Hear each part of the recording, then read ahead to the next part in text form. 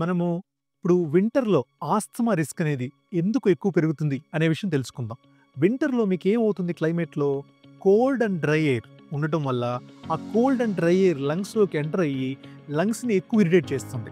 ఆ ఇరిటేట్ చేయటం వల్ల చెస్ట్ టైట్ ఫీల్ అవ్వటం గానీ అండ్ బ్రెత్‌లెస్‌నెస్ ఆయాసం ఫీల్ అవ్వటం గానీ జరుగుతుంది. దాంతో పాటు మ్యూకస్ అనేది టైట్ అవుతుంది. ఎందుకని? డ్రై ఎయిర్ కాబట్టి. సో, విండ్ పైప్ నారో అవుతుంది ఇరిటేట్ అవ్వడం వల్ల. సెకండ్ పాయింట్ వచ్చేసి మ్యూకస్ కూడా థిక్ అవుతుంది. సో, ఈ 2 పాయింట్ల వల్ల మీకు బ్రెత్‌లెస్‌నెస్ ఆయాసము, వీజింగ్ పిల్లి కూతురు వచ్చే అవకాశం ఉంటుంది.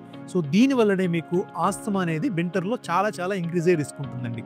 దానికి మనం ఏం చేయాలి అంటే వీలైనంత వరకు కోల్డ్ అండ్ డ్రై ఎక్స్‌పోజర్ అనేది అవాయిడ్ చేయాలి. వీలైతే ఇంట్లో మనకి humidifier or dehumidifier depending on the humidity level అనేది 50-60% మెయింటైన్ చేసి చూసుకోవాలి. ఫ్రెష్ ఎయిర్‌ని మీరు వెంటిలేట్ అయ్యేటట్టుగా చూసుకోవాలి.